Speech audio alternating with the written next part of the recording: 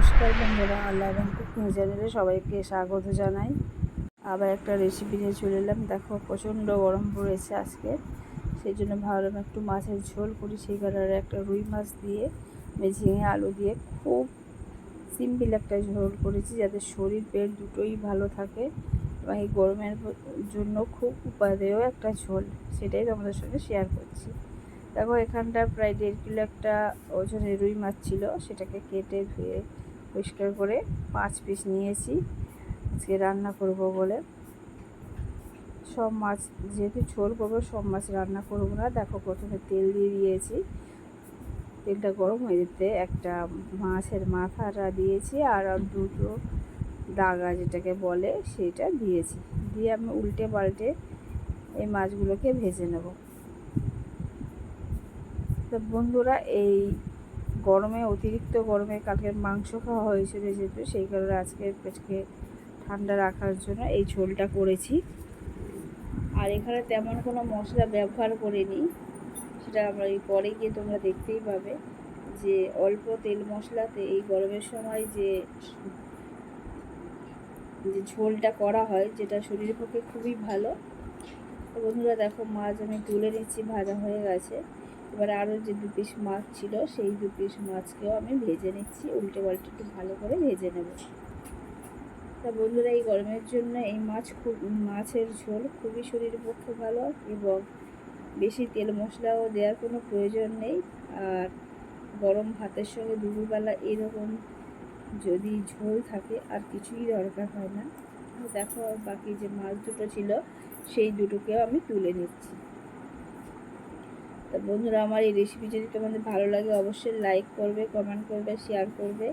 আর যারা চ্যানেলে নতুন বন্ধু আছো, তারা অবশ্যই সাবস্ক্রাইব করে পাশে থাকবে। আর যারা ফেসবুক থেকে দেখছো, তারা পেজটাকে ফলো করে নিও।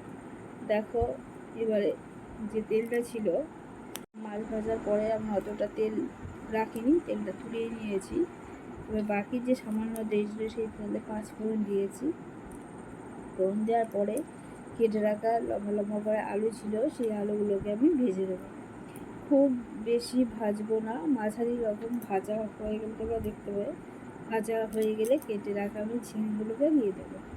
আর যেহেতু এখন গরম পড়ছে, জানি তো ঝিঙে দিয়ে অনেক রকম রেসিপি করাও যায়, কিন্তু আজকে আমি মাছ দিয়ে ঝোল করবো ঠিক করেছি, সেই জন্যে এই ঝোলটা করছি।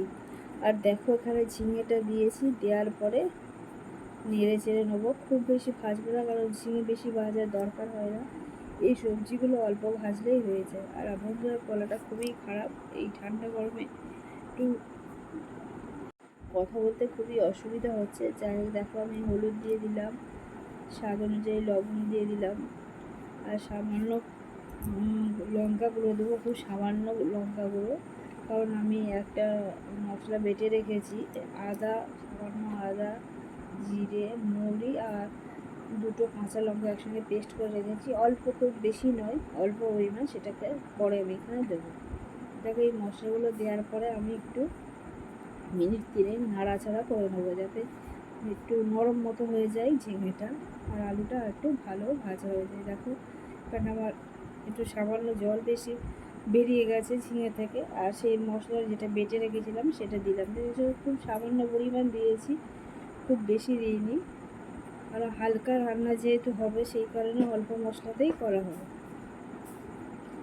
আচ্ছা, এবার দেখো, হয়ে গেছে, অনেকটা কষানো হয়ে গেছে। এবারে আমি সামান্য ধনে গুঁড়ো দেবো, কারণ আমি ধনেটা ওই যখন করা হয় তখন দিতে ভুলে গেছিলাম।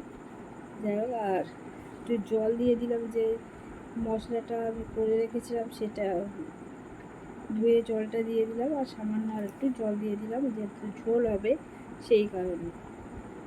এবার আমি ফুটতে দেবো। ফোটা হয়ে গেলে, যদি আলুগুলো সিদ্ধ হয়ে যায়, অল্প আলু সিদ্ধ হতে বাকি আছে, আমি এবার ভেজে রাখা মাছগুলোকে দিয়ে দিচ্ছি।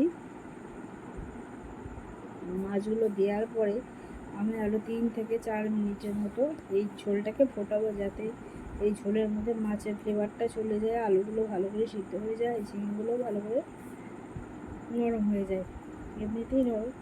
দেখো, আমার এখানটায় মোটামুটি হয়ে গেছে, আলুও সিদ্ধ হয়ে গেছে, সবজিটাও সিদ্ধ হয়ে গেছে।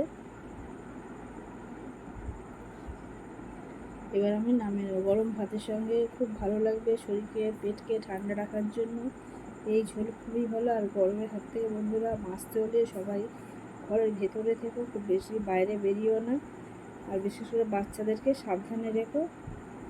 দাদা বন্ধুরা দেখো আমার হয়ে গেছে, নামিয়ে নিচ্ছি। তো আজকের রেসিপি আমার এই পর্যন্ত। আবার নতুন রেসিপি নিয়ে চলে আসবো। ততক্ষণ তোমরা ভালো থেকো, সুস্থ থেকো। তো হয়ে গেল, আমি গ্যাসকে অফ করে দিচ্ছি। দেখো আজকে আলাদা ঢেলেও দেখানি, কড়াতে দিয়ে গেছে, কারণ প্রচণ্ড গরম রান্নাঘরে। আজকে এই পর্যন্ত।